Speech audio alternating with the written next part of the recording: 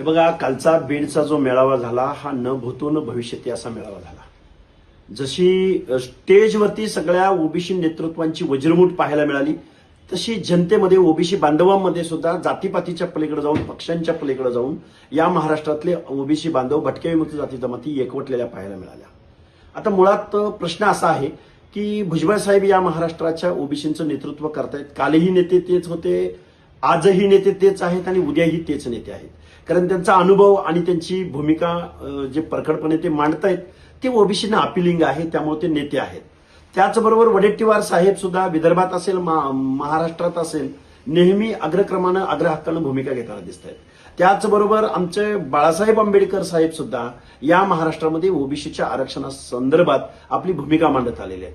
या सगळ्या नेतृत्वाकडून ओबीसी बांधवांच्या अपेक्षा आहेत की आज रोजी ओबीसीचं आरक्षण टिकलं पाहिजे.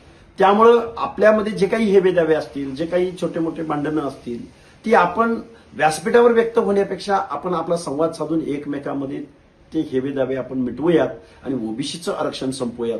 कारण ओबीसीच्या मनामध्ये दहशतीचं वातावरण आहे, चिंतेचं वातावरण आहे आणि आज रोजी ओबीसीचं आरक्षण संपल्याची भावना या महाराष्ट्रामधल्या ओबीसीमध्ये आहे. या महाराष्ट्रामधल्या सगळ्या ओबीसींच्या वरिष्ठ नेतृत्वाला सल्ला देण्याएवढा मी निश्चित मोठा नाही, पण ओबीसी बांधवांची, ओबीसी कार्यकर्त्यांची जी भावना आहे ती भावना माझ्या नेतृत्वापर्यंत पाठवणं हे मला आज रोजी आवश्यक वाटतं.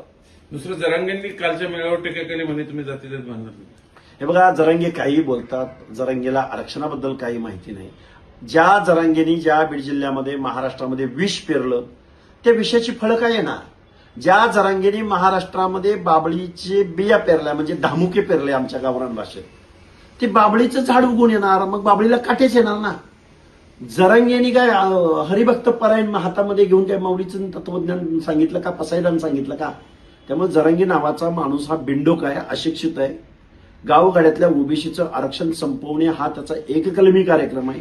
पण आता आम्ही ओबीसी बांधव सगळे एकत्रित येऊन जरांगेंचे हे मनसुबे उधळून लावणार. आता isakal.com आहे देशातील नंबर 1 ची मराठी न्यूज वेबसाईट. प्रत्येक अपडेटसाठी isakal.com ला नक्की भेट द्या.